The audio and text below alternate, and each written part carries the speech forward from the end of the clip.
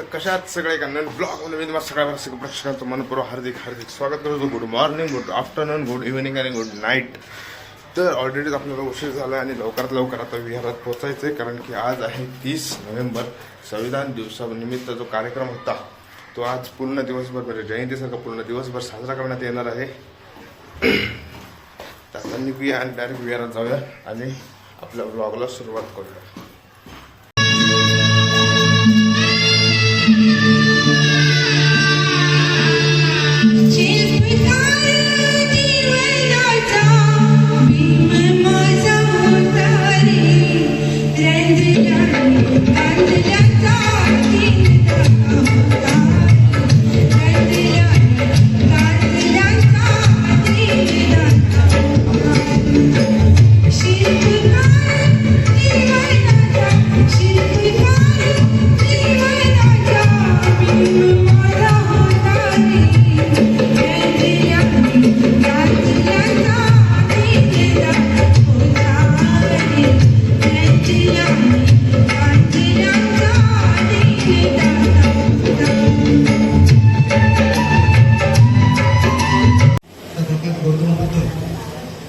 पूज्य महामानव डॉक्टर बाबासाहेब आंबेडकर यांना माझे प्रिय अभिवादन.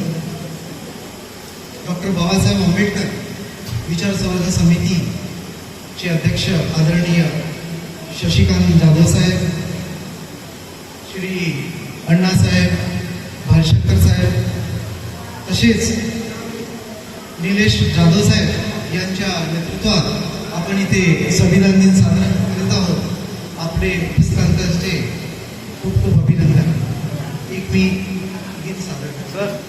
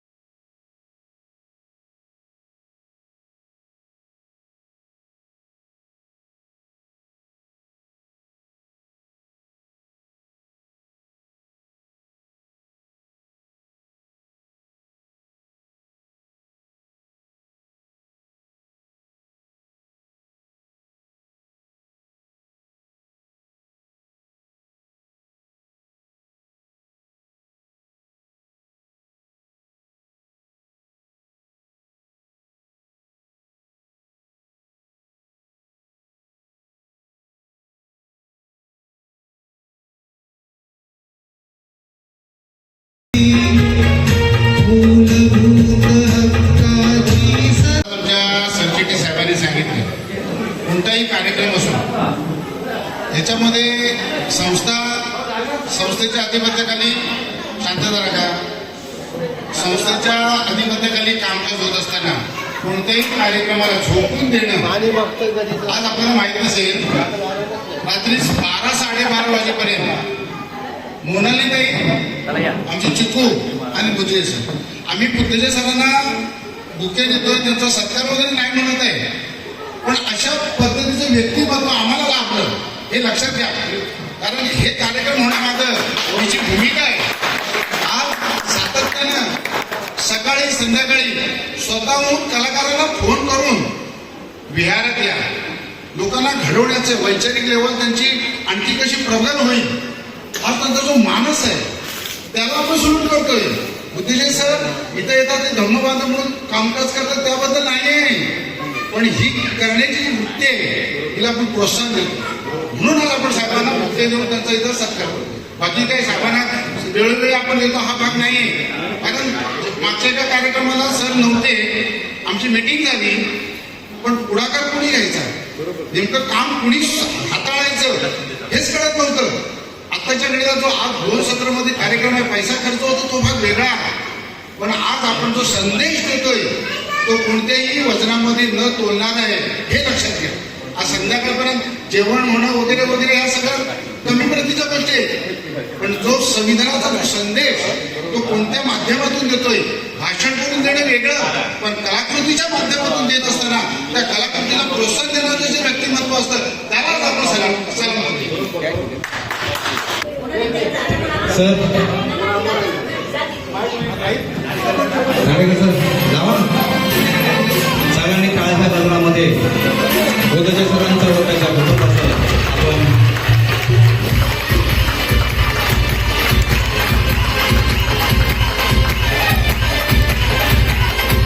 आपण विनंती करतो.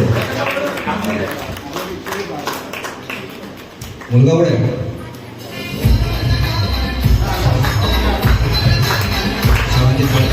आजचं हे भोजनदान आयुष्यमान देवेंद्र साळवी यांच्या आहे. अंदमान कमिटीच्या वतीने पुष्पगुच्छ आणि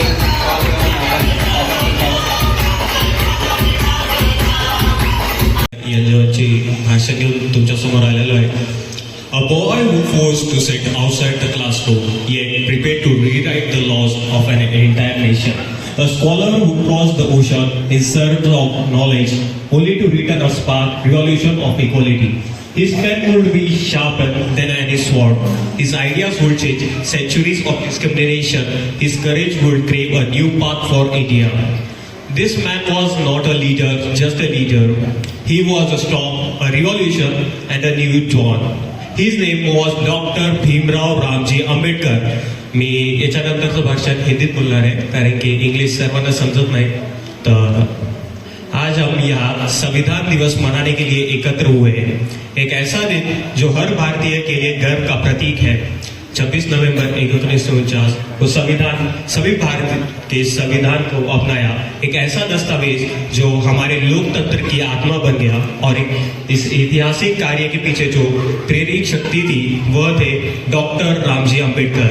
भारतीय संविधान के मुख्य शिल्पकार डॉक्टर अम्बेडकर का जीवन संघर्ष से शौर्य तक असाधारण यात्रा है. एक ऐसा समाज जहाँ जन भेदभाव गहराई से था. बचपन से ही अन्याय का सामना करना पड़ा. पानी से वंचित, प्रवेश से वंचित, यहाँ तक कि समानता से भी वंचित. लेकिन अन्याय का सामने झुकने की बजाय उन्होंने संघर्ष को अपनी ताकत बनाया. असाधारण मेहनत से उन्होंने भारत विदेश दोनों जगह पढ़ाई की और दुनिया के शीर्ष विद्यालयों से कई उपाधियां प्राप्त की. उनकी बुद्धिमत्ता, साहस और करुणा ने एक ऐसा नेता बनाया जो पीड़ितों का दर्द भी समझता था और राष्ट्र की जरूरत भी. संविधान निर्माण समिति के अध्यक्ष के रूप में डॉक्टर अम्बेडकर ने करोड़ों भारतीयों की उम्मीदों का भार अपने कंधों पर उठाया. उन्होंने ऐसा संविधान बनाया जो हर भारतीय की रक्षा करता, चाहे वो अमीर हो या गरीब हो, मजबूत कमजोर हो या मजबूत, पुरुष हो या महिला. उन्होंने मौलिक अधिकार, कानून के सामने समानता, अभिव्यक्ति का स्वातंत्र्य, भेदभाव के विरुद्ध संरक्षण और गरिमा के साथ जीने के अधिकार को सुनिश्चित किया. उन्होंने ऐसे भारत की कल्पना की जहां न्याय किसी विशिष्ट अधिकार नहीं बल्कि हर नागरिक का अधिकार हो. डॉक्टर अम्बेडकर का मानना था कि राजनीतिक आजादी तभी सार्थक है जब उसके साथ सामाजिक और आर्थिक समानता भी हो. उन्होंने सामाजिक सुधारों, महिलाओं के अधिकारों और वंचित वर्ग के उत्पन्न के लिए आर्थिक संघर्ष किया. उनका संदेश था, शिक्षित बनो, संगठित बनो और संघर्ष करो. धन्यवाद. जय हिंद. गौतम बुद्ध वे महामानव डॉक्टर बाबासाहेब आंबेडकरांना वंदन. इथे उपस्थित सर्वांना जय भीम. आज माझं नाव आर्या स्वयं बनसोडे. मी इथे संविधान दिवसच्या तुम्हाला हार्दिक शुभेच्छा देते. आज आपण इथे संविधान दिन साजरा करायला जमलेलो आहोत. इथे आपण संविधान दिनच्या माहिती करून घेतोय. तर आता मी सांगते की काय आहे संविधान भारतातलं नियम पुस्तक आहे. जसं की शाळेत नियम असतात ज्याच्यात विद्यार्थी आणि शिक्षकांचे नियम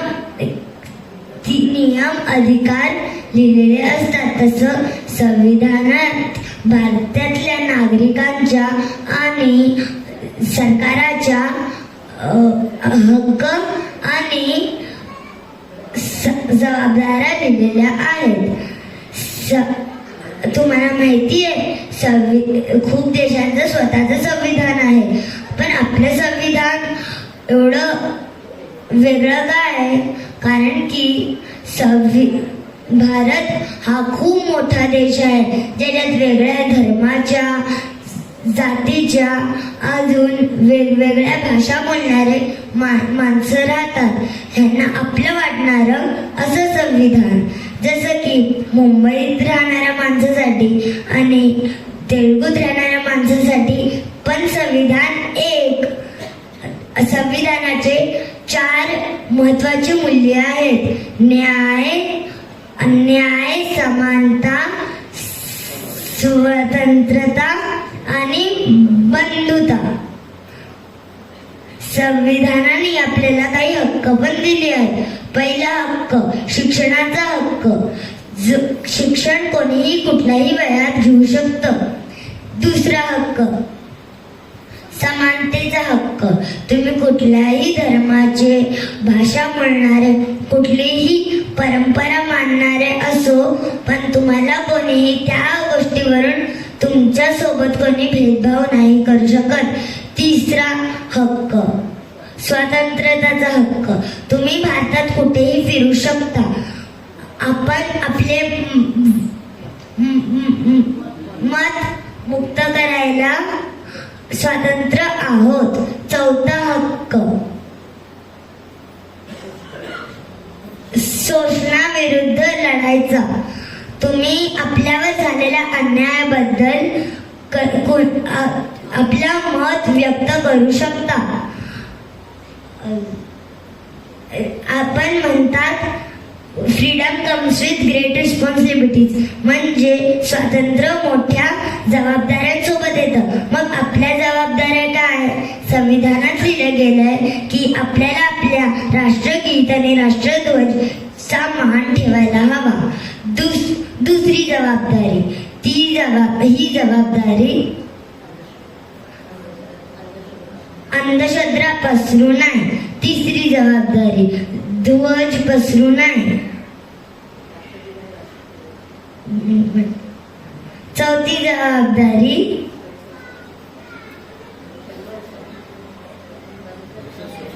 थँक्यू.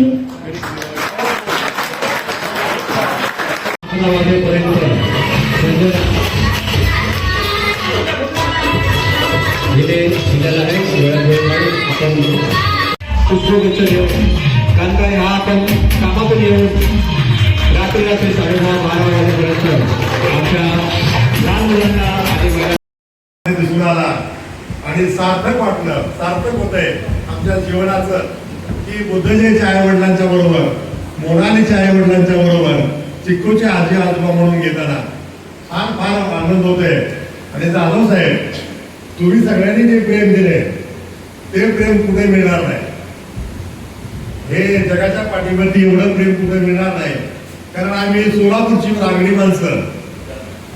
परंतु या मुंबई शहरानं आम्हाला जे प्रेम दिलं ते प्रेम कुठं मिळणार नाही आणि त्याची उतराई कुठं होता येणार नाही. आणि या तुमच्या ऋणातून उतराई होण्याचा आम्ही कणाकणानं निश्चितपणे प्रयत्न करत राहू.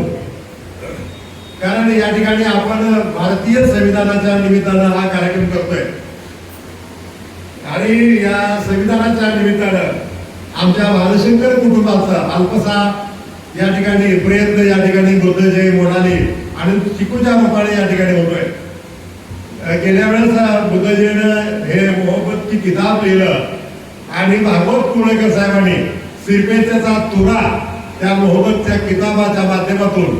कारण तुम्हाला सांगतो की सोलापूर हे क्रांतिवीराचं शहर म्हणून ओळखलं जातं आणि आंबेडकरी विचाराची ठिणगी पहिल्यांदा सोलापुरामध्ये पेटते, ते पडते आणि त्या फिरकीचा परिणाम महाराष्ट्र आणि भारतामध्ये होतो. तर या मोहब्बत की किताब हे नाटक बुद्धजय लिखित भागवत कुळेकर साहेब दिग्दर्शित हे नाटक सोलापूरच्या हुतात्मा स्मृती मंदिरामध्ये झालं. आणि हे नाटक पाहण्यासाठी बाबासाहेबांचे नातू भीमराव आंबेडकर साहेब त्या दिवशी होते. आणि विशेष म्हणजे भीमराव आंबेडकर साहेब पब्लिक मध्ये बसून ते नाटक त्यांनी पाहिलं, प्रेक्षकांमध्ये बसून भीमराव आंबेडकर साहेबांनी ते नाटक पाहिलं. मला ते प्रत्यक्षात भीमराव रामजी आंबेडकर त्यांच्या रूपाने त्या दिवशी दिसले. कारण हुतात्मा स्मृती मंदिर 1000 प्रेक्षकांचं नाटक, प्रेक्षका बसण्याची असलेले आसन व्यवस्था असलेलं, परंतु जवळ 1500 पेक्षा जास्त पब्लिक. कारण मधल्या रांगेमध्ये शेजारच्या रांगेमध्ये असं जिथं जागा मिळेल त्या ठिकाणी पब्लिक त्या नाटकासाठी बसलेलं होतं. हे खरं श्रेय या दोन्ही जाधव साहेबांच्या बरोबर तुम्हा सगळ्यांचं आहे असं मला म्हणजे अभिमानाने सांगावं वाटतं. आपण भारतीय संविधान दिन या ठिकाणी साजरा करतोय. हे भारतीय संविधानाची ही प्रतिकृती आपण या ठिकाणी ठेवलेली आहे. आज आपण सगळ्यांनी अंतर्मुख होऊन पाहण्याची वेळ आलेली आहे. या देशाचं सरकार असेल, राज्याचं सरकार असेल, भारतीय संविधानाची फक्त त्यांनी फ्रेम ठेवण्याचं काम चालू ठेवलंय. भारतीय संविधानाची असलेली सगळी कलमं नामशेष करण्याचं काम या ठिकाणी केंद्र सरकारच्या माध्यमातून होत आहे. याच्याकडे आपण अंतर्मुख होऊन पाहण्याची वेळ आलेली आहे. आनंद जाधव साहेब, आपण हा इतका दिमागामध्ये कार्यक्रम भविष्यामध्ये करू की नाही? भविष्यामध्ये आपण हा कार्यक्रम एवढ्या दिमागामध्ये करू शकू की नाही हे आपण आता विचार करण्याची वेळ आलेली आहे. कारण या देशामध्ये या संसदेमध्ये, भारताच्या संसदेमध्ये जे सचिव तुमच्या माझ्या मुलांच्या माध्यमातून यायला पाहिजे, ते सचिव जे आमची मुलं एमपीएससी करतात, युपीएससी करतात, 4-4, 5-5 वर्षाचा अभ्यास करतात आणि ते त्यापेक्षा जिथं आज संविधानाच्या मागच्या दारामधून सचिव येऊ पाहत आहेत, नवे 94-95 सचिवांची नियुक्ती मागच्या दारातून होत आहे. आम्ही मात्र हे उघड्या डोळ्यांनी पाहतोय. बाबासाहेबांच्या संविधानामध्ये मधून येणारे एसटी एसटीचे खासदार उघड्या डोळ्याने हे पाहतात, परंतु त्याला विरोध करण्याची हिंमत कुणाची नाही. ते हिंमत आणण्याची जबाबदारी, त्यांच्यामध्ये हिंमत आणण्याची जबाबदारी तुमची आणि माझी आहे. तुमची आणि माझी ती जबाबदारी आहे. जर हे आमचे खासदार मुके होऊन त्या लोकसभेमध्ये थांबणार असतील तर हे दुर्दैव आहे तुमचं आणि माझं. आमच्या खासदारांनी मुका होऊन चालणार नाही. आमच्या खासदारांनी त्याला विरोध केला पाहिजे. जर हे तुम्ही आज अधिकारी या ठिकाणी युपीएससीच्या माध्यमातून आलेला, कोणी एमपीएससीच्या माध्यमातून आलेला असेल, जर तुम्हाला तुमची मुलं तिथं पाठवायची असतील तर हे संविधान जिवंत राहणं गरजेचं आहे. हे संविधान संपलं, या संविधानामधली कर्म संपली तर तुमच्या नंतर येणाऱ्या अधिकाऱ्यांची पिढी, मग तुम्ही पुरुष असतील महिला असतील, तुमच्या नंतर येणाऱ्या अधिकाऱ्यांची पिढी येऊ शकणार नाही. आणि म्हणून मी जबाबदारीने सांगतो की संविधानाचा एवढा मोठा कार्यक्रम आपण साजरा करू शकणार नाही. साजरा करायचा असेल, संविधान जीवन ठेवायचं असेल तर या ठिकाणी उघड्या डोळ्याने आपल्याला काम केलं पाहिजे. आपण लक्षात घ्या, आपले डोळे बंद आहेत, आमचं तोंड बंद झालेलं आहे. कारण आम्ही सगळे गटातटामध्ये विभागले गेलो. आमच्या खासदारांना वाटतंय की मी जर बोललो तर मला उद्या खासदारकीचं तिकीट मिळेल का नाही. अरे बाबा, तुला मिळेल का नाही ते मिळणारच नाही. कारण तशा पद्धतीची यंत्रणा या देशामध्ये कार्यान्वित झालेली आहे. आणि म्हणून आमच्या खासदारांनी, आमच्या विचारवंतांनी, आमच्या लेखकांनी, आमच्या साहित्यिकांनी या ठिकाणी बुद्धजय सारखी लेखली, कुळेकर सरांसारखं दिग्दर्शन प्रत्येकाच्या माध्यमातून आलं पाहिजे. आणि या देशातल्या जनतेचे डोळे तुम्ही आणि आम्ही उघडले पाहिजेत. हे उघडले गेले तरच लक्षात घ्या, भविष्यातला हा संविधानाचा कार्यक्रम, भविष्यातील बाबासाहेबांची जयंती, भविष्यातील बाबासाहेबांचा महापरिनिर्वाण दिन, त्याला मिळणारं स्वातंत्र्य, ते स्वातंत्र्य अबाधित राहणार आहे. आणि ते स्वातंत्र्य अबाधित राहण्यासाठी आम्ही बोललं पाहिजे, आम्ही लिहिलं पाहिजे. कारण त्या संविधानानं आम्हाला बोलण्याचं स्वातंत्र्य दिलेलं आहे, संविधानानं आम्हाला लिखाणाचं स्वातंत्र्य दिलेलं आहे, संविधानानं आम्हाला मुद्रण स्वातंत्र्य दिलेलं आहे. हे स्वातंत्र्य, या स्वातंत्र्याची गळचेपी होऊ पाहिजे. आणि हे गळचेपी थांबवायचे असेल तरी आम्हाला अंतर्मुख होऊन त्या दृष्टीने तिकडे पाहिलं पाहिजे. आमची दृष्टी त्या पद्धतीची असली पाहिजे. आमचं मुद्रण स्वातंत्र्य, आमचं भाषण स्वातंत्र्य त्या पद्धतीचं असलं पाहिजे. कुणासाठी तर कुणासाठी या ठिकाणी गुळगुळीत बोलणं, कुणासाठी गुळगुळीत लिहिणं हे आता आम्ही थांबवलं पाहिजे. खऱ्या अर्थानं बाबासाहेबांचा विचार लक्षात घ्या. त्यावेळेस बाबासाहेब एकटे होते, आज बाबासाहेबांच्या या संविधानानं कोट्यावधी बाबासाहेब या भारतामध्ये निर्माण झाले पाहिजे, परंतु आज आम्ही ते का होत नाही, आम्ही का कुणाचं तर लागून चालणं करतोय हे विचार करा. लागून चालून करा, परंतु संविधान संपल्यानंतर तुमचं लागून चालून कुठं जाणार आहे? हे संविधान जगलं पाहिजे, तर तुम्ही आम्ही जगणार आहोत. एवढाच संदेश आपण आमच्या मुलाबाळांच्यापर्यंत द्या, आमच्या समाज बांधवांच्यापर्यंत द्या, आमच्या उभ्या खासदारापर्यंत पोहोचवा. हे जर केलं तर निश्चितपणे संविधान जगेल एवढीच या ठिकाणी मी खात्री बाळगतो. आणि मला तुम्ही या ठिकाणी बोलवलं, माझ्यातून कुणाचा तरी या ठिकाणी कलाकारांचा सन्माननीय माणसांचा सन्मान केला. आणि आज मला या ठिकाणी कोळेकर साहेबांचं नाटक, आमच्या जाधवताईंचं नाटक, कारण काल रिहर्सल पाहत होतो कोळेकरचं, जाधवताईंची भूमिका, तुमची भूमिका, आमच्या चित्तूची भूमिका कितीतरी वेळा आम्ही काल रडलो असेल. आता रंगीत तारे मी पाहिले एवढं रडलो, आता प्रत्यक्षात नाटक पाहताना मी किती रडलो काय माहित नाही. तर अतिशय सुंदर सुंदर. आणि कालच्या नाटकाला मी नव्हतो, मागच्या धम्मचक्र प्रवर्तन दिनाच्या. मी जाधवताईंना म्हणालो तुम्ही सोलापूरला कधी आला, कारण सोलापूरची किती खरी जी सासू आहे ती दमदार सासू तुम्ही त्या ठिकाणी साकारली.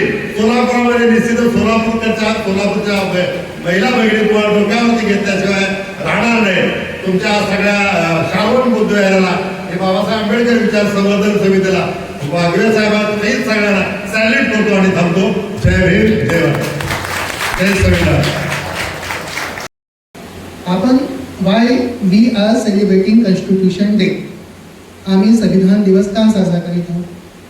का आम्हाला संविधान मिळालं, आमची स्थिती चांगली झाली की सर्व भारतीयांची स्थिती चांगली झाली? मग आम्हीच लोक संविधान दिवस का साजरा करतो हा एक प्रश्न निर्माण होतो.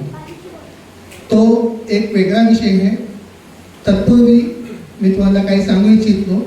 बाबासाहेब नेहमी म्हणायचे, बाबासाहेब एकदा म्हणाले की मुझे पढ़े लिखे लोगों ने धोखा दिया. बाबासाहेब म्हणाले होते मुझे पढ़े लिखे लोगों ने धोखा दिया. असं बाबासाहेबांनी का बरं म्हटलं?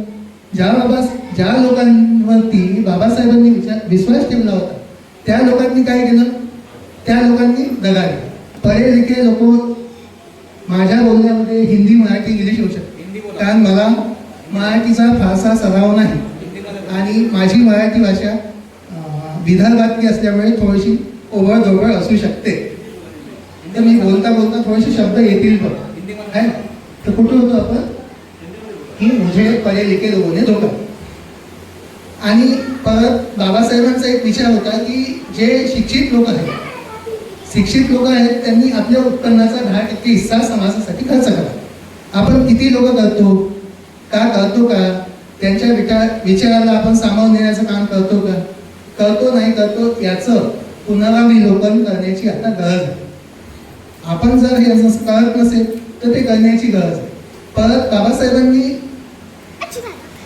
शिक्षित लोकांना, की जो शिक्षित वर्ग आहे त्यांना हे पण सांगितलं की तुम्ही समाजासाठी 3 T द्या.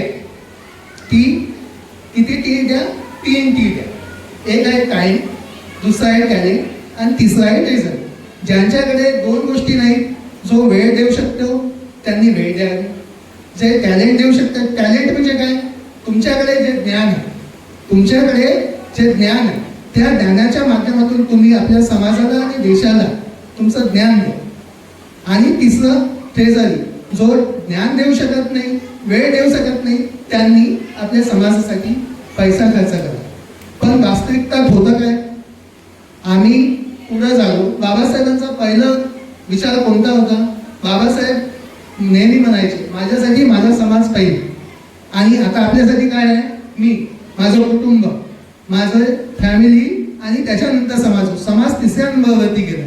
आणि समाज कोणत्या नंबरवरती असायला पाहिजे होता? समाज पहिल्या नंबरवरती असायला पाहिजे होता, पण समाज 3ऱ्या नंबरवरती गेला. त्याच्यामुळेही काही समस्या निर्माण झाल्या असू शकतात. आता काळाची गरज बघता वेगवेगळ्या लोकांनी या विषयावर फार बोलले. पण आपल्याला परत बाबासाहेब म्हणायचे की मी हा भारत बौद्धमय करेन. बौद्धमय करायचं म्हणजे नेमकं काय? बौद्धमय करायचं म्हणजे सर्व लोकांना बुद्ध बनवायचं का? नाही. माझ्या मताप्रमाणे बाबासाहेबांना असं अभिप्रेत होतं की बाबासाहेबांनी जे विचार दिले, बुद्धाचे विचार दिले, या विचाराचं अनुपालन सर्व भारतीय लोकांनी करावं. असं जर झालं तरी भारत बौद्धमय होऊ शकेल. बौद्ध धर्म स्वीकारणं आवश्यक नाही. आम्ही बौद्ध धर्म स्वीकारला, आमच्या पूर्वजांनी जो बौद्ध धर्म स्वीकारला ते एकदम ब्लाइंडपणे स्वीकारला होता. त्यांनी बाबासाहेबांचं 100% अनुकरण केलं. पण आम्ही किंवा आमची दुसरी पिढी किंवा तिसरी किंवा त्यानंतरच्या ज्या पिढ्या आहेत, आमच्या पूर्वजांनी घरात जे काही होते मागचे पुढचे देवी देवता ते सगळे बाहेर काढले, हे लक्षात घ्या. पण आम्ही थोडेसे शिक्षित झालो, आम्ही त्याला डावललं आणि पुन्हा आमच्या घरात देवी देवता यायला लागले. हे स्पष्ट आहे आणि हे खरं पण आहे. कारण आम्हाला काय वाटत होतं की आमचे वडील आईवडिलांना काही त्यांना काही समजत नव्हतं, तरी सुद्धा त्यांनी बाबासाहेबांना ब्लाइंडपणे अनुकरण केलं. बाबासाहेब म्हणतात म्हणजे 100% खरंच आहे आणि ते केलं. आणि त्यांच्या करण्यामुळेच आम्ही इथे आहोत. आम्ही म्हणजे मी तर आहेच. माझी जी तुमच्यासमोर बोलण्याची हिंमत होत आहे ती बाबासाहेबांच्या प्रेरणेने. आणि मी जे काही असेल ते आणि फक्त बाबासाहेबांमुळे. तर विषय असा होता की संविधान दिवस या विषयावर आपण जास्त वेळ होत असेल तर सांगून द्या. मी तर संविधानामुळे काय झालं, आम्हाला संविधान मिळालं. संविधान तयार होण्यापूर्वी किंवा स्वातंत्र्य आम्हाला मिळण्यापूर्वी आमची स्थिती काय होती आणि स्वातंत्र्य मिळाल्यानंतर संविधान लागू झाल्यानंतर आपली स्थिती काय होती. संविधान निर्मितीच्या अगोदर किंवा स्वातंत्र्य मिळण्याच्या पूर्वी आणि पेशवाईकडे मी जाणार नाही, परंतु जी वाईट स्थिती आमच्या पूर्वजांनी बघितली, आमच्या आईवडिलांनी बघितली, ती वाईट स्थिती आम्हाला बघायला मिळत नाही. ही सर्वात मोठी बाब आमच्या संविधानाची आहे. संविधानामुळे भारतामध्ये विविध भाषा, विविध धर्माचे लोक राहतात. इतके वर्ष स्वातंत्र्य मिळून संविधान लागू होऊन इतके वर्ष झाले तरी विविध भाषेचे लोक, विविध धर्माचे लोक, विविध जातीचे लोक या संविधानामुळे. वेळ झालेली आहे, पोटामध्ये गोडीचे कावळे ओरडत असतील. 10 ते 15 मिनिट आपले या ठिकाणी घेतोय. प्रथमतः महापुरुषांना त्रिवार अभिवादन. विचारमंचावर उपस्थित असणारे आपल्या सर्वांचे कॅप्टन, आपल्या संपूर्ण टीमला जे बळ देतात असे आमचे सन्माननीय शशिकांत जाधव साहेब, उपाध्यक्ष महोदय निलेश जाधव साहेब, माझे वडील समाजभूषण नानासाहेब बालशंकर सर आणि उपस्थित आपण सर्वजण. आपल्या सर्वांना ज्यानं सुंदर असं बनवलं, कारण सुंदरची व्याख्या खूप वेगळी होती 1950च्या आधी. ज्या माणसानं, ज्या पुस्तकानं तुम्हाला मला सुंदर बनवलं, सुंदरतेची व्याख्या ज्याने चेंज केली, गाव कुसा बाहेरचा माणूस गावात आला आणि त्याला सन्मान मिळाला, त्या संविधान निर्मात्याला वंदन करतो आणि भारतीय संविधान दिनाच्या तुम्हाला सर्वांना या ठिकाणी शुभेच्छा देतोय. संविधान, संवैधानिक संस्कृती आणि कारण आपण म्हणतोय नुसतं संविधान संविधान संविधान, वाचवाही सगळं म्हणतात संविधान, वाचवायचं कसं हाही मोठा प्रश्न आहे. वाचवलं जाईल कसं, तर एक 5 ते 10 मिनिट संविधान कसं निर्माण झालं, अमुक झालं तमुक झालं हे आपल्या सर्वांना माहित आहे. अनेक वेळेस आपण म्हणतो की 2 वर्ष 11 महिने आणि 18-17 दिवस करून थांबतो, परंतु हे कसं म्हणजे त्याच्यामध्ये काय फरक आहे हेही सांगतोय. लक्षात घ्या, संविधान जर टेक्निकली बघायला गेलं तर संविधान समिती जी स्थापन झाली 1946ला 9 डिसेंबर 1946 रोजी त्याची पहिली मिटिंग झाली. परंतु संविधान काय 2 वर्षामध्ये स्थापन नाही झालेलं किंवा ते तयार नाही झालेलं. तर ते संविधान किंवा भारतामध्ये जो पाया घातला जात होता संसदीय पद्धतीचा किंवा लोकशाहीचा, तर त्याची सुरुवात 1919 पासून झाली होती. आणि 1919 पासून ते 1949 पर्यंत हा जो 30 वर्षाचा कालखंड आहे, त्या 30 वर्षाच्या कालखंडामध्ये संविधान निर्मितीच्या प्रगतीमध्ये केवळ एका माणसाने आपल्या बुद्धिमत्तेचा ठसा उमटवला आणि ते डॉक्टर बाबासाहेब आंबेडकर आहेत. 30 वर्ष हा माणूस झटत होता लोकशाहीसाठी. 30 वर्ष हा माणूस झटत होता तुमच्या माझ्या नागरी अधिकारांसाठी. आणि हे मग 30 वर्ष कुठून आले असतील, मग 1935 ऍक्ट असेल, राऊंड टेबल कॉन्फरन्स असतील, साऊथ ब्युरो कमिटी असेल, तर या वेगवेगळ्या माध्यमातून बाबासाहेब निवेदन देत होते आणि भारतीय संविधानाचा पाया घालत होते. संविधान हे 2 वर्षामध्ये आकारच नाही आलेलं आहे, हे 30 वर्ष बाबासाहेबांनी त्याचा पाया घातला. आणि दुसरी महत्वाची गोष्ट की 2 वर्ष 11 महिने आपण म्हणतो, तर लक्षात घ्या बाबासाहेबांची मसुदा समितीवरती जी निवड झाली ती 29 ऑगस्ट 1947 ला झाली. आणि बाबासाहेबांनी जो पहिला मसुदा केव्हा दिला माहिती? फेब्रुवारी 48 मध्ये. 29 ऑगस्ट लक्षात, ते ऑगस्ट सोडून द्या, सप्टेंबर, ऑक्टोबर, नोव्हेंबर, डिसेंबर, जानेवारी आणि फेब्रुवारी 6 महिन्यामध्ये हे संविधान दिले बाबासाहेबांनी पहिला मसुदा घटना समितीसमोर. आणि त्यानंतर जवळपास 8 महिने हा मसुदा ओपन होता भारतीय नागरिकांसाठी की तुमचे आम्हाला याच्यावरती चर्चा द्या, तुमचे लेखी अभिप्राय आम्हाला द्या, तुम्हाला काय वाटतं हे आम्ही आमच्या संविधान मसुदा तुमच्यासमोर जाहीर केलेला आहे. आणि 8 महिने हजारोने तारा त्या संसदेत निर्मिती करणाऱ्या समितीकडे जात होत्या, हजारो पत्र जात होती, त्याच्यामध्ये महिला होत्या, त्याच्यामध्ये शाळेत जाणाऱ्या मुली होत्या, पोस्टामध्ये काम करणारे पोस्ट मास्टर होते. असंख्य तारा, असंख्य पत्र त्या ठिकाणी गेले. त्यानंतर मग ऑक्टोबर 48 ला बाबासाहेबांनी दुसरा मसुदा समितीसमोर सादर केला आणि नोव्हेंबर 48 ला अंतिम मसुदा बाबासाहेबांनी सादर केला. आणि त्यानंतर चर्चा विनिमय झाली आणि मग 26 नोव्हेंबर 1949 रोजी हे संविधान स्वीकारलं. आणि हे लक्षात घ्या की 26 जानेवारी 1949 ला जरी स्वीकारलं, त्यातील 16 कलम ताबडतोब त्या दिवशी अंमलामध्ये आले. कलम 5, 6, 7, 8, 9, 324, 366, 367, 380, 388 अशी जी काही महत्वाचे 16 कलम होते. म्हणजे 26 नोव्हेंबर 1949 पासून घटना अंशतः अंमलात आली आणि 26 जानेवारी 1950 पासून ही घटना आपली पूर्णतः अंमलात आलेली आहे. तर हे असं घटनेचं अत्यंत महत्वाचं. आणि मग आपण जेव्हा म्हणतो की हे सर्व राऊंड टेबल बाबासाहेबांचं योगदान खूप मोठं योगदान आहे. 1 ते 2 ह्याच्यामध्ये सांगतोय की जेव्हा राऊंड टेबल कॉन्फरन्स 1930, 31 आणि 32 मध्ये झाले, पहिल्या समितीला बाबासाहेब होते, दुसऱ्याला तिन्ही समितीमध्ये बाबासाहेब होते. आणि मग हे राऊंड टेबल कॉन्फरन्स जेव्हा झाली तेव्हा ठरलं गेलं की भारताला काही प्रशासकीय सुधारणा द्यायच्या. आणि मग ब्रिटननं 9 समित्या स्थापन केल्या की भारतामध्ये आपल्याला काय काय चेंजेस करावे लागतील. आणि त्या 9 समित्यातल्या 8 समित्यामध्ये डॉक्टर बाबासाहेब आंबेडकर होते. केवळ एका समितीमध्ये बाबासाहेब नव्हते, 8 समित्यामध्ये बाबासाहेबांनी भारताचं प्रतिनिधित्व केलेलं आहे. बाबासाहेबांसमोर 2 या ठिकाणी प्रश्न होते राऊंड टेबल कॉन्फरन्स मध्ये. एक तर त्याला दलितांचे प्रश्न मांडायचे होते आणि प्लस भारताचेही प्रश्न मांडायचे होते. बाबासाहेबांनी दलितांचे प्रश्न मांडत म्हणून भारताचे असे काही प्रश्न मांडले की त्यांना हे विचार करावा लागला आणि सांगितलं की यस, हाच एक लीडर आहे की जो भारताला आकार देऊ शकतो आणि या लीडरला आपल्याला समितीमध्ये घ्यावं लागेल. आणि म्हणून 9 पैकी 8 समितीमध्ये बाबासाहेबांना घेतलं. आणि इंडियन ऍक्ट 1935 हा ऍक्ट संमत झाला, तो केवळ बाबासाहेबांमुळे झाला. आणि 1935 चा जो कायदा ना, तोच कायदा 90% जास्ताची आपली राज्यघटना आहे तेच आहे. म्हणजे 1935 मध्ये बाबासाहेबांनी 90% घटनेचं काम तुमच्या माझ्यासाठी पूर्ण केलेलं आहे. तर हे असे आपले बाबासाहेब होते की ज्यांनी इतक्या मोठ्या आपल्यासाठी करून ठेवलेलं आहे. आपल्या सर्वांना एवढंच माहित असतं की बाबासाहेब मसुदा समितीचे अध्यक्ष होते. परंतु बाबासाहेब मसुदा समितीच्या अध्यक्षाबरोबरच बाबासाहेब आणखी 3 समित्यांमध्ये सुद्धा होते.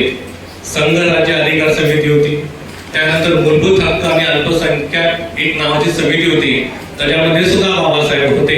आणि एक सल्लागार समिती होते, त्याच्यामध्ये सुद्धा बाबासाहेब होते. 3 समित्याचे सदस्य, एका समितीचे अध्यक्ष, हे असे बाबासाहेबांनी काम केलेलं आहे. आणि जेव्हा संविधान सभेचं डॉक्युमेंटेशन आपण काढू, त्या संविधान सभेच्या डॉक्युमेंटेशन मध्ये 36 लाख शब्द वापरले. जे काही सभासद असतील 36 लाख शब्द बोलले गेले. 11 अधिवेशन झाले होती संविधान समितीची. तर त्यातले सर्वाधिक शब्द कोणाचे असतील तर ते डॉक्टर बाबासाहेब आंबेडकरांचे 2,67,544 शब्द एकट्या डॉक्टर बाबासाहेबांनी मांडलेले आहेत. बाकीचे मग 1 लाखाच्या घरामध्ये. तर एवढं मोठं कॉन्ट्रीब्युशन देणारे हे महानायक आपले डॉक्टर बाबासाहेब आंबेडकर आहेत. त्यानंतर आपण बघतो आणि हे संविधान देत असताना बाबासाहेबांनी तीही काळजी घेतलेली आहे की मी एक जागतिक लेवलचा विद्वान आहे म्हणून मी घटना लिहिली आणि जी लिहिली ती अशीच अखंडित चालत राहिली पाहिजे. असा कोणताही हट्ट त्यांचा नव्हता. दूरगामी आणि तथागत गौतम बुद्धांचा जो धर्म आहे तो तो धम्म त्या संविधानामध्ये मांडण्याचं काम बाबासाहेबांनी केलं की जो तथागतांचा धम्म प्रवाही आहे. कारण एखादा जर पाणी साठलं तर त्या पाण्यामध्ये शेवाळ होतं, त्या पाण्याला दुर्गंधी येते, हे तथागतांना माहित होतं. आणि मग तो धम्म प्रवाही राहायला पाहिजे. कारण विचार चेंज होतात, माणसाचे विचार बदलत असतात, काळानुसार त्याच्यामध्ये चेंजेस करावे लागतात, हे तथागतांना माहित होतं. आणि तथागतांनी सांगितलं की माझ्यानंतरही तुम्हाला काही चेंजेस करायचे असतील तर काळाला अनुसरून तुम्ही त्याच्यामध्ये चेंजेस करू शकता. कारण जर तो कुंठित झाला, त्याच्यामध्ये नवीन ऍडिशन नाही झाली तर तो लुप्त होऊन जातो. आणि तेच बाबासाहेबांनी माहित होतं की घटना जर दिली आहे तर मी जर म्हणतोय हेच खरं, कारण इथून पुढे गेल्यानंतर त्याच्यामध्ये चेंजेस करण्याची गरज पडते. आणि 368 कलम सुद्धा बाबासाहेबांनी त्याच्यामध्ये दिलं की यस तुम्ही काळाला अनुसरून त्याच्यामध्ये बदल करू शकता. आणि अशा अनेक गोष्टींची तरतूद बाबासाहेबांनी त्याच्यामध्ये केली की त्या काळामध्ये ती तरतूद लॉ म्हणजे त्याचा इंटरप्रिटेशन आपण ज्याला म्हणतो, एखाद्या लॉचं इंटरप्रिटेशन करणं. कारण हे भविष्यामध्ये होणार आहे, भविष्यामध्ये कदाचित हा विचार येऊ शकतो. त्यासाठी त्या कलमामध्ये तशी तरतूद केली किंवा त्या कलमांचं वर्डिंग जे आहे ते वर्डिंग बाबासाहेबांनी या ठिकाणी केलेलं आहे. निवेदित या ठिकाणी ऍडमिट आहे. आपण कायद्यांची बाजू मांडणं तेव्हा आपण कायद्यांच्या शब्दांचा किस पाडला जातो. जेव्हा आपण आर्टिकल 14 म्हणतो की आमच्याकडे भेद केला जाणार नाही, त्या काळात लक्षात घ्या 50 मध्ये बाबासाहेबांना लिहिता आलं असतं स्त्री आणि पुरुष भेद केला जाणार नाही. परंतु बाबासाहेब त्याच्यामध्ये लिहितात लिंगानुसार भेद केला जाणार नाही. बरोबर तो खूप सोपा वाटतो. 1950 ला जर बाबासाहेबांनी लिहिलं असतं की स्त्री पुरुष भेदभाव केला जाणार नाही, साधं सरळ सिंपल होतं. परंतु त्याच्यामध्ये लिंग टाकला याचा अर्थ त्याच्यामध्ये तृतीय पंथी सुद्धा आले. आणि हे आता कुठं बाहेर येतं की जेव्हा ते सुप्रीम कोर्टाचे दरवाजे खटखटतात की आम्ही सुद्धा माणूस आहोत, आम्हाला सुद्धा तो अधिकार आहे, तो आम्हाला अधिकार द्या. मग त्याला विचारलं जाते की तुम्हाला ते वाईट टाकलेलं आहे, तुम्ही कोण, तुम्ही माणूसच नाही ना इथं. ते म्हणतात हे काय इस मोहब्बती किताब में लिखा है आर्टिकल 40 लिंगानुसार हे त्या काळातल्या समाजाला कळणार नव्हतं. आणि हे बाबासाहेबांना माहित होते की उद्या जाऊन कुणीतरी आमच्या हक्कामध्ये या समाजामध्ये असा सुद्धा घटक आहे की जो वंचित आहे, जो बाजूला आहे, जो इथला समाजही अजून त्याला माणूस मानत नाही. अशा लोकांची सुद्धा व्याख्या बाबासाहेबांनी त्या घटनेमध्ये केली. त्यांच्या अधिकारांची तरतूद बाबासाहेबांनी केली. आणि म्हणून जुन्या काळामध्ये म्हणजे आताही राईट टू एज्युकेशन येतो, आर्टिकल 19 मधून येतो, आर्टिकल 21 मधून येतो, राईट टू इन्फॉर्मेशन होतो. हे थोडीच बाबासाहेबांनी सगळं लिहून ठेवलेलं आहे. तजवीज तशी करून घेतलेली की येस ह्याच्यातून तुम्ही तसं इंटरप्रिटेशन काढू शकता. तर हे नॉलेज किंवा ही बुद्धिमत्ता बाबासाहेबांनी वापरली. 377 कलम नंतर सुप्रीम कोर्टाने रद्द केलं की ज्याच्यामध्ये म्हणजे आपल्याला आतापर्यंत एवढंच माहिती की स्त्री आणि पुरुष लग्न करू शकतात. पण एक काळ असाही होता की बाहेरच्या राज्यामध्ये महिलेचं महिलेवरती प्रेम होऊ शकतं, पुरुषाचं पुरुषावरती प्रेम होऊ शकतं. तर मग असं काय करता येईल का? असं काही निसर्गाने त्याला दिलेली भावना आहे, त्यांची भावना तुम्ही दडपून नाही टाकू शकत. तर त्याच्यामध्ये ती सुद्धा घटनेमध्ये दिलेली आहे कोण कोणावरती प्रेम करावं त्याचा अधिकार आहे. आणि म्हणून मग ते इंटरप्रिटेशन नंतर झालं. सुरुवातीला सुप्रीम कोर्ट म्हणतं नाही आमच्या संस्कृतीत बसत नाही. परंतु जसा तो काळ पुढे गेला आणि सांगितलं की ज्याच्या त्याला प्रेम करायला अधिकार आहे. 377 कलम इंडियन पिनल कोडमधून काढून टाकलं. त्याला बेस होता इंडियन कॉन्स्टिट्यूशन. तर जसा काळ बदलतो, जशी मानसिकता बदलते, तशा त्याच्यामध्ये चेंजेस करण्याचं सुद्धा म्हणजे एवढं मोठं ज्याला म्हणतो आपण 400-500 वर्षानंतर पुढं काय होईल हे ज्या माणसांना कळतं त्याच माणसांना आपण मानून घेतो.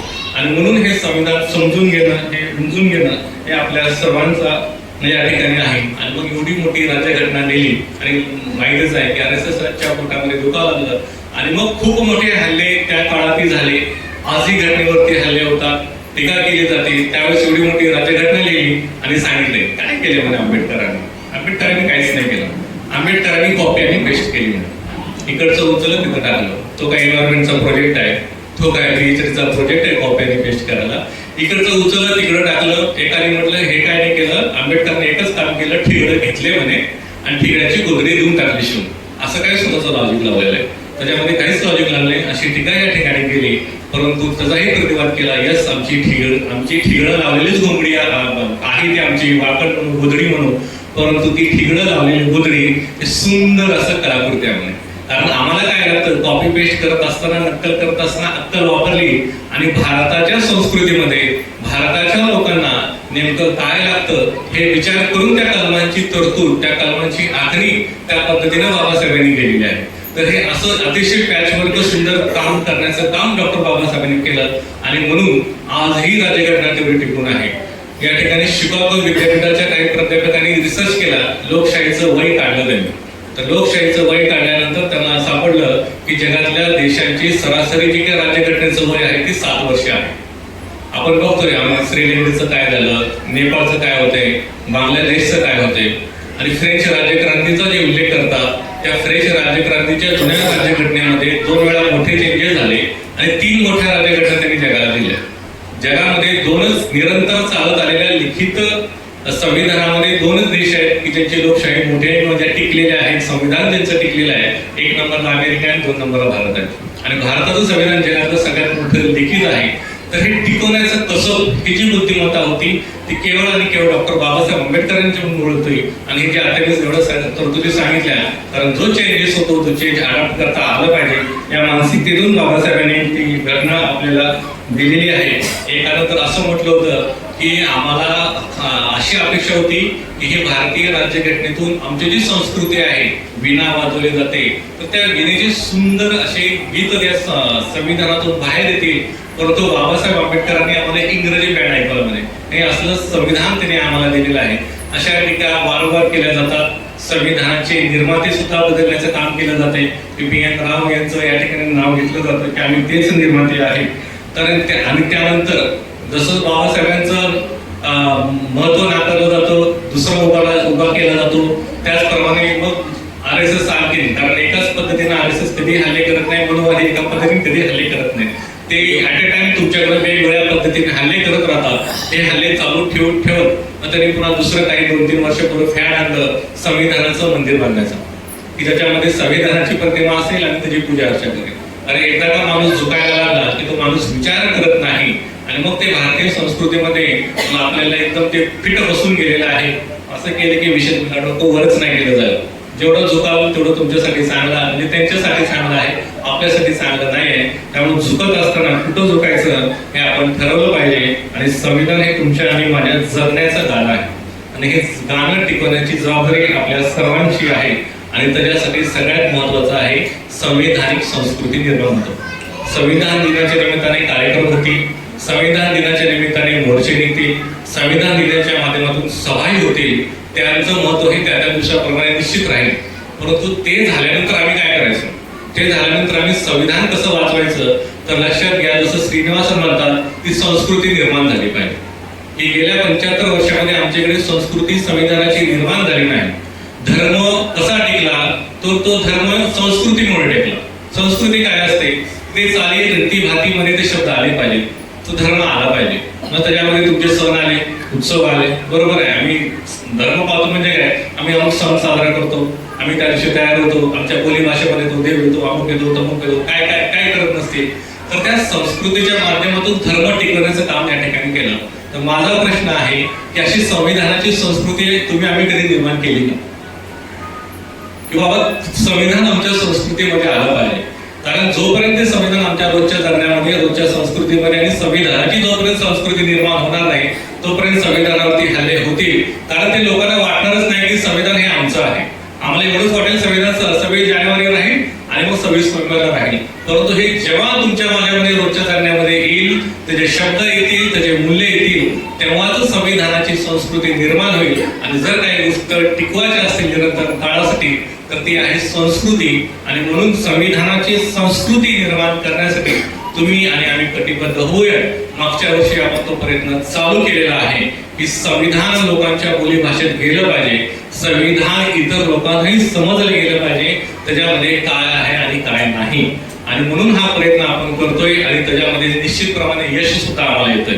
की जेव्हा आपण बाहेर ज्या इतर समाजाला माहित नाही की संविधान काय आहे, की ज्यांना वाटतं की संविधान फक्त रिझर्वेशन साठी दिलेलं आहे, संविधान फक्त SC ST लोकांसाठी दिलेलं आहे, बाकी आम्हाला संविधान काहीच नाही. परंतु जेव्हा आपण कार्यक्रम करतो, कार्यक्रम करत असताना आपण माहोल पाहिला मागच्या वर्षीचा या वर्षीचा आहे की गेली 15 दिवस आजूबाजूला चर्चा चालत असते काय आहे संविधान. म्हणजे आता यावर्षी झाली की ह्यांचा सण झालाय. संविधान म्हणजे तो दिन नाही राहिला, तो तुमचा माझा सण झालाय, तो तुमचा माझा उत्सव झालेला आहे आणि हे करणं गरजेचं आहे. आणि म्हणून जेव्हा त्या कार्यक्रमामध्ये इतर जातीचे, इतर पंथाचे लोक समाविष्ट होतात आणि तेव्हा त्या नाटकांचा, तिथल्या कवितांचा, त्या प्रोग्रामचा त्यांच्यावरती इफेक्ट म्हणा होतो आणि जेव्हा त्यांच्यावरती अन्याय होतो ती लोक लढतात आणि हा अनुभव आलेला आहे. मी ऑलरेडी तुम्हाला तो अनुभव सांगितलेला आहे की माझ्या घरी येणारी केअरटेकर जिने ख्रिश्चन धर्म स्वीकारला तिच्यावरती बहिष्कार टाकला होता गुलबर्ग्यामध्ये. त्यांचं मूळ गाव गुलबर्ग आहे. घरातलं पाणी राशन सगळं बंद केलं होतं आणि मग तिथं सभा झाली होती. असं 150-200चा गाव समोर आहे. तो या ठिकाणी तिचा नवरा तू आणि तिचा भाऊ तिथं दीर उभारलेले आहेत आणि धर्मगुरू तिथं बसलेले आहेत. त्यांच्यावरती सांगितलं जातं की यांच्यावरती बहिष्कार टाकायचा, अमुक टाकायचा आहे. तेव्हा हा माणूस सुद्धा राहतो, कारण तो मोहब्बती किताबला त्या ठिकाणी होता आणि त्यांनी सांगितलं भारताच्या संविधानानं मला हा अधिकार दिला, तुम्ही विचारणार नको. सगळ्यांची तोंड बंद झाली. कारण आजही आम्हाला वाटतं की देश कुठल्या तरी धर्मावर चालतो. नाही, हा देश फक्त संविधानावरती चालतो. आम्हाला फक्त त्याला ठणकावून सांगायचं आहे. आणि त्यानंतर त्यांनी व्हिडिओला फोन लावला, साहेब मेरा घर का पानी बंद हुआ है, साहेब मेरा घर का लाइट बंद हुआ है, संविधान के किस आर्टिकल के तहत ये बंद हुआ है मुझे बताइए. त्याचं रेकॉर्डिंग आहे माझ्या ग्रुपला, ते नंतर ऐकू. तर त्या व्हिडिओने सांगितलं ऐसा कुछ नहीं होगा, आधे घंटे में आधे भेज देता हूँ और आपका सब चालू कर देता हूँ. मग तिनं ते आल्यानंतर मोनालीला सांगितलं की मेरे गाव में ऐसा हुआ वैसा हुआ. मोनालीने प्रश्न विचारला, ठीक है लेकिन आप ये भैया ने ऐसा बोला कैसे, कोई ताकत कैसे आई. तिने सांगितलं की दीदी वो नहीं कि हम आए थे आपके संविधान दिन के प्रोग्राम में, उससे वो हमें पता चला, इसके लिए वो लीडर होकर उसने बोला. म्हणून संविधान तुम्हाला मला लीडर करतं, संविधान तुम्हाला मला लीडर करतं. तर तुम्हाला मला लीडर व्हायचं आहे, तुम्हाला मला लीडर व्हायचं आहे. आणि जाता जाता काल आपण खूप म्हणजे गेल्या काही दिवसापासून बघतोय कलाकारांची खूप मोठी फौज साहेब खांडेकर साहेब मराठी साहेब आपल्याकडे तयार झालेले आहेत. आणि या कलाकारांवरतीच खूप मोठी जबाबदारी आहे. पॅटेन साहेब कविता एक प्रसंग सांगतोय आणि भाषणाचा समारोप या ठिकाणी करतोय. एका गावामध्ये दंगल होते. त्या दंगलीमध्ये माणसं मारली जातात, पोलिस येतात, गुन्हेगारांना पकडतात आणि कोर्टामध्ये जज समोर उभा करतात आणि मग विचारतात हा कोण.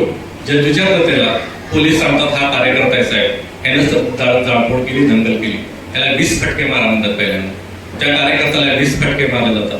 पुन्हा बोल आहे पुढचा पोलीस घेऊन येतो, साहेब हा म्हणतात हा जो प्रवक्ता आहे म्हणतो त्यांचा, ठीक आहे, ह्याला 50 फटके मारा म्हणतात. त्याला 50 फटक्याची शिक्षा जज सुनावतात. पुन्हा बोल आहे साहेब हा अध्यक्ष आहे त्या संघटनेचा आहे, त्यांनीच तर हे सगळं केलं म्हणे, ठीक आहे म्हणे, ह्याला 100 फटके मारा.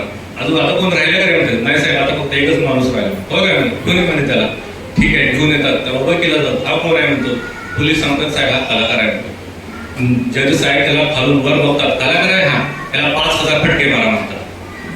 कारण हा जर तिथं असेल, तो कलाकार जर त्या ठिकाणी असेल तर त्या गावाचं, त्या वस्तीचं, त्या देशाचं सामाजिक सांस्कृतिक वातावरण बिघडलंच कसं.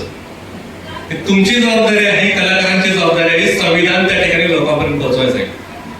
कारण आम्हाला जेव्हा आम्ही म्हणतो की म्हणा साहेब गाणेच नाही म्हणतो, गाणे नसतील तर ते निर्माण करा. इथून पुढे आपल्या सर्वांची जबाबदारी आहे की ते संविधानावरती गाणे निर्माण झाले पाहिजे, संविधानावरती नाटिका निर्माण झाली पाहिजे, संविधानावरती पिक्चर निर्माण झाले पाहिजे, संविधान लोकांच्या टी शर्ट वरती आले पाहिजे, संविधान लोकांच्या चालीत आलं पाहिजे, संविधान लोकांच्या संविधानाचा जायला करणार नाही तोपर्यंत इतरांना तरी देणे गेलं नाही. आणि म्हणून वर्णे साहेब आता ही खूप मोठी जबाबदारी तुम्हाला पेलायची आहे.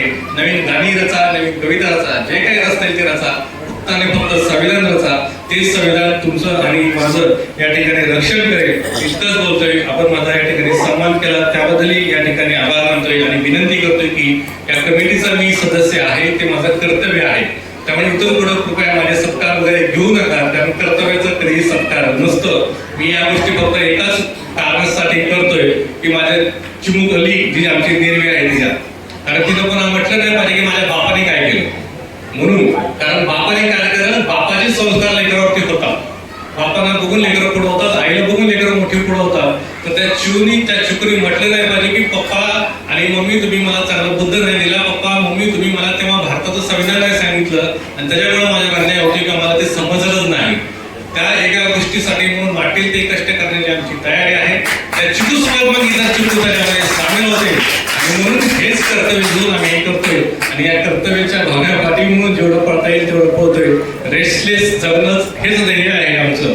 कारण गेली कित्येक दिवस धर्मचक्र पासून हार्डली 3 ते 4 तास झोप होत आहे, तरीही हे चालूच राहील. हे आपलं सर्वांचं कर्तव्य आहे आणि हीच आपल्या महामानवाला आदरांजली असेल. पुन्हा एकदा तुम्हाला सर्वांनाच या ठिकाणी धम्मचक्र प्रवर्तन दिनाच्या शुभेच्छा. सायंकाळी आपण आणखी मोठ्या संख्येने या कार्यक्रमाला यायचं आहे. निश्चितच तुमच्या तो कार्यक्रम इतका छान असेल. आपल्या शेजाऱ्याने घेऊन या, आपल्या बाजाराने घेऊन या, आपल्या नातेवाईकांना घेऊन या आणि विशेष करून आपल्या लेकरा बाळाने घेऊन या. कारण हे संविधान वाचवण्यासाठी ही सर्व टीम मैदानामध्ये उतरलेली आहे आणि त्यांच्या पाठीवरती कौतुकाची थाप टाकण्याचं कर्तव्य तुमच्याकडे आहे. तर म्हणून मी तुम्हाला सर्वांना पुन्हा विनंती करतोय की आपण कृपया 6:30 पर्यंत कसल्याही परिस्थितीमध्ये या प्रांगणामध्ये यायचं आहे आणि संविधानाचा हा जागर मोठ्या उत्साहामध्ये संपन्न करायचा आहे. धन्यवाद. जय भीम, जय संविधान. त्यानं दान ज्यामुळं तुझी आज उंचावली मान. संविधान संपवायला बसला तो हैवान, त्याचं रक्षण करण्यासाठी मी उभा भीमाचा पहिलवान. भीमा तुझी कीर्ती आहे खूप महान, आयुष्य तुझ्या कार्यापुढे किती रे लहान. संविधान आमोची आन बाण शान, त्याच्या रक्षणासाठी मी हसत देईल प्राण. आज ना कोणी उच्च नीच कुलीनं, कायदा सर्वांसाठी आहे समान. मूलभूत हक्क केले स्वाधीन, ठेवण्या लोकशाहीवर निरीक्षण. जाणून घे तुझं अंतर्मन, मग जा कर धम्माचं आचरण. करा बुद्ध विचाराचे जतन, करा पंचशिलेचं पालन. सुटेल सर्व मनाची घाण, तुला मिळेल रे समाधान. करण्या समाजाचं उत्थान, तुम्ही रुजवा हो बुद्धाचे तत्वज्ञान. भीमानं घटना लिहिली अशी छान, ज्याने मानव जातीचे होते कल्याण. कवी म्हणे सांगा गजानन, कुठं मिळेल भीमज्ञान. भीमज्ञान मिळेल ते ठिकाण आहे विहार शालवन, आहे विहार शालवन. मिळतील तिथे जाधव शशिकांत व आनंद, करतील तुला मार्गदर्शन. गुरु माझे बुद्ध जय बालशंकर, गाणं गायन करतात सुरेश तांडेकर. मास्तर गणित शिकवायला आहेत विनोद वाघवेकर, हिशोब तपासनीस आहेत भागवत कुळवळेकर. असं विहार शालवन आहे रत्नाची खान, असं विहार शालवन आहे रत्नाची खान. कविता ऐकली हो तुम्ही मन लावून छान. प्रज्ञाशील करुणा बुद्धाची शिकवण, समता आणि बंधुत्वाने करा समाजाचं रक्षण, करा समाजाचं रक्षण. मी माझा स्वतःचा शेर लिहिला ते सांगतो. भीमानं रक्त आटवलं समाजाच्या साठी, भीमानं रक्त आटवलं समाजाच्या साठी. ते तुमच्या आमच्या सर्वांच्या कल्याणासाठी.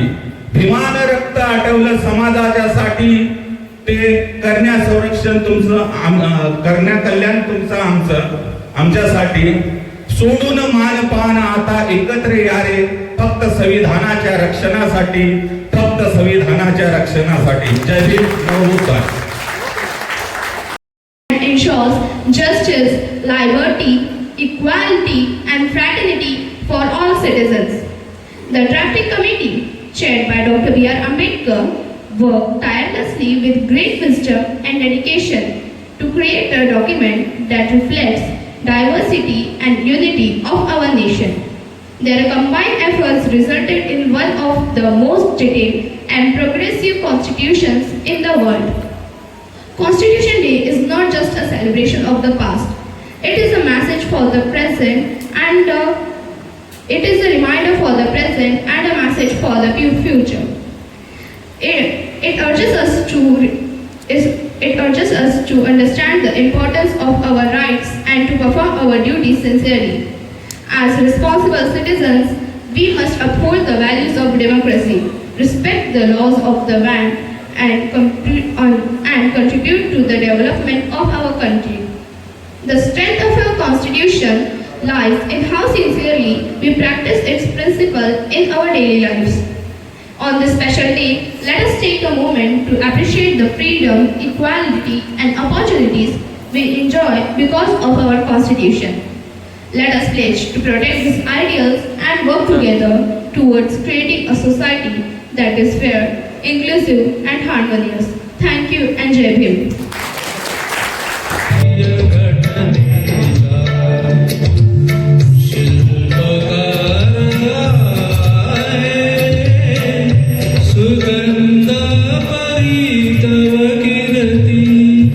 दिगंधा आहे दिगंगात वाहे भारतीय घटनेचा 1 जानेवारी हाही आपला अभिमानाचा दिवस आहे. 20 मार्च हा पण आपला अभिमानाचा दिवस आहे. तसा 26 नोव्हेंबर हा आपला अभिमानाचा दिवस आहे आणि तो आपण अभिमानाने आपण साजरा करीत आहोत. आणि आपल्याला जो 1 तारखेचा जो 1 जानेवारीचा 1818 रोजी आपला अभिमानाचा दिवस होता आणि त्या अभिमानाची आठवण करण्यासाठी आणि आपल्याला उसळतं करण्यासाठी आमचे गायक देत आहे सूरज अय्यर साहेब यांना विनंती करतो की त्यांनी आपलं गीत सादर करावं. उसाला रक्ताचा पाडीला प्रभाव गाडली ती पेशवाई केला बर्मिघाव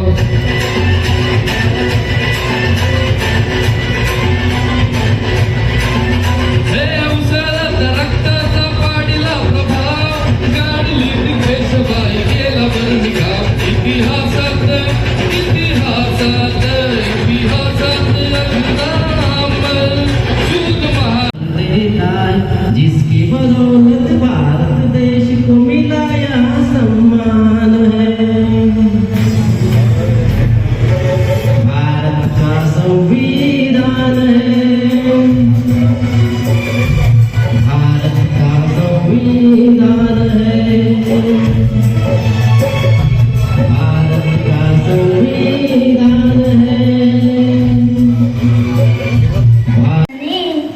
कष्ट केले माझ्याभिमाने जाती जाती तवा तू नकारे संविधान दिले भारताला संविधान दिले भारताला जाणे त्याची तुम्हाला उदारे कष्ट केले माझ्याभिमाने जाती जाती तवा तू नकारे मूल गमविले थे बाभिमाने मूल गमविले थे बाभिमाने दुःख साहिले त्यागी रमाने मूल गमविले थे बाभिमाने दुःख साहिले त्यागी रमाने चरवरीश आता बाभिमाच्या चरवरीश आता बाभिमाच्या तुम्ही बैमान हो नकारे चरवरीश आता बाभिमाच्या तुम्ही बैमान हो नकारे कष्ट केले माझ्याभिमाने जाती जाती तवा तू नकारे पाण्यासाठी हा संघर्ष होता मान सन्मान नशिबी नव्हता पाण्यासाठी हा संघर्ष होता मान सन्मान नशिबी नव्हता आज जगतो मी सन्मानाने पुण्य ही भीमाची राणी असू द्या रे आज जगतो आम्ही सन्मानाने पुण्य ही भीमाची राणी असू द्या रे कष्ट केले तर माझ्याभिमाने जाती जाती तवा तू नकारे. थँक्यू. किती मुले आहेत किती मुलं आहे सांगा ना. 1-2-4 पोरं सोडल्या आपली बाकीची मुलं कुणी नाही. म्हणजे या सगळ्या गोष्टीला आपण पालक कारणीभूत आहोत हे आपण लक्षात घेतलं पाहिजे. माझ्या मुलांबरोबर मी जेव्हा घरामध्ये चर्चा करेन अरे काय करतोस तू शिक्षण घेतोयस पैसा कमवतोयस पण आज तू 26-27 वर्षाचा झालाय तुझं पण काहीतरी काम आहे या चळवळीमध्ये डोकावून पाहिले पाहिजे. बाबासाहेबांनी लिहिलेलं संविधान हे कुठेतरी थोड्यात येते. यासाठी बंधूंनो आज आपण हा जो काही घाट घातलेला आहे संविधान दिनाचा याच्यातून आपण काहीतरी नवीन शिकूया. कारण 2014च्या अगोदर हा विषय फारसा पटलावर नव्हता, हे लक्षात घ्या. 2014 पासून या आताचे जे बेमान जे बसले ते बसल्यानंतर हे जे काय यांचं षडयंत्र सुरू झालं आणि जी संस्था जिथं धर्मदाय आयुक्तालयामध्ये ज्याचं रजिस्टरच नव्हतं, आजही नाही, त्यांनी डोकं वर काढलं. आज आमची जी संस्था आहे डॉक्टर बाबासाहेब आंबेडकर विचार समिती शाहू पुतळी याचं धर्मदाय आयुक्तालयामध्ये रजिस्टर आहे. आपण नाव नोंदणी केली, आपला नंबर भेटला आहे. जर आमचा अहवाल नाही गेला तर दुसऱ्या वर्षी आमची संस्था ब्लॅकलिस्ट मध्ये जाईल, लक्षात घ्या. आणि आज जे 100 वर्षापासून ते कार्यरत आहे नागपूरच्या भूमीमध्ये, त्यांनी जे काही षडयंत्र आपला जो झेंडा आहे, तिरंगा आहे, तेही त्यांच्या मुख्यालयावर आजही फडकवत नाही. पण ते जे विचार जे सोडतात ते विचार फार धोक्याचे. धोक्याची घंटा आपल्याला 14 पासून हळूहळू ऐकत येत होती, पण आज 2025 मध्ये एवढी जवळ आलेली आहे की आपल्याला आता एवढं वाटायला लागले की बाबासाहेबांचं संविधान राहते की नाही. यासाठी आपण सगळ्यांनी ज्या आपला समाज बांधवांच्या किंवा आपल्या जे काही संघटना असतील, धार्मिक असतील, राजकीय असतील, आपल्याला जे काही योगदान देता येईल ते आपण वेगवेगळ्या पद्धतीने देण्याचा प्रयत्न करूया. आणि जसं साहेबांनी मगाशी सांगितलं की ज्याला पैसा देता येईल त्यांनी पैसा द्यावा, ज्यांना विचार देता येईल त्यांनी विचार द्यावा, ज्यांना वेळ देता येईल त्यांनी वेळ द्यावा. पण त्या तिन्ही गोष्टीपासून कोणी संकुचित राहू नये, हे माझं तुम्हाला कळकळीची विनंती आहे की जर समाजा आजच्या या सभेमध्ये मी अध्यक्ष म्हणून मी हे सांगतोय की या 3 गोष्टीची बांधिलकी स्वीकारा आणि ती गरजेची आहे. आज आपण धार्मिक कामकाज करतोय, सामाजिक कामकाज करतोय, राजकीय कामकाज आपण आपल्या या संस्थेच्या माध्यमातून करत नाही आहोत. आज आम्हाला काल संध्याकाळी एक मेसेज आला होता की याला कदाचित विद्यमान खासदार आपले जे आहेत ते येण्याची शक्यता आहे. हा संविधान दिवस आहे का? नाही, पण आपण साजरा करतो आणि त्यासाठी तो मेसेज त्यांना तिकडे पोहोचला आणि तिकडून जेव्हा निरोप आला की याला कदाचित उद्या संध्याकाळी शाहवानला सदिच्छा भेट म्हणून आमचे जे खासदार आहेत ते देण्याची शक्यता आहे. आम्ही त्या तयारीत होतो, पण अजून काही ते आले नाही. ठीक आहे, संध्याकाळी कदाचित भेट देतील.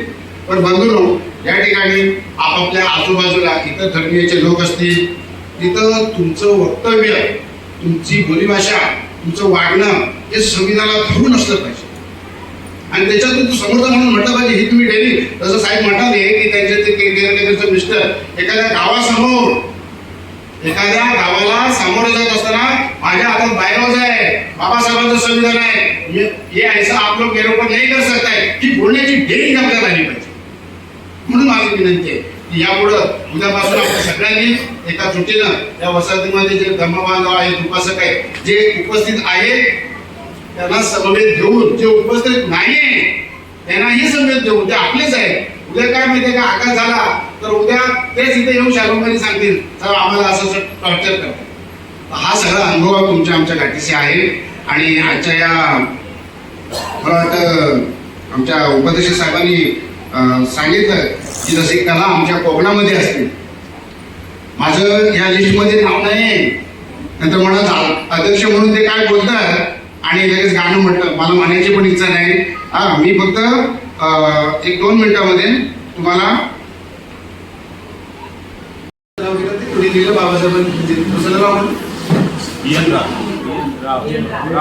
राव ते बायको नवऱ्याला असं म्हणजे म्हणते, अहो काय नेमकं लिहिलं कुणी, काय काय संविधान हे चाललंय काय, म्हणून मी फक्त एक द्रौपद म्हणतो, बाकी हे काय म्हणत नाही. भारतीय घटना लिहिली कुणी, अरे भारतीय घटना लिहिली कुणी, नेहरूजीने की गांधीजीने, नेहरूजीने की गांधीजीने का कुठल्या भावनाली रे, अवनव नव कारभारीची लिहिली भीमानी, नव नव कारभारीची लिहिली भीमानी, कुठल्या भावनाली नव नव कारभारीची लिहिली भीमानी. आज ना उद्या भारत भुवन करील चढाई चिनी हो, करील चढाई चिनी हो, काश्मीर साडती उठतील लढवया ते बांगलादेशाचे खुनी हो, ते बांगलादेशाचे खुनी हो. अशी भविष्यवाणी वदली कुणी, अशी भविष्यवाणी वदली कुणी.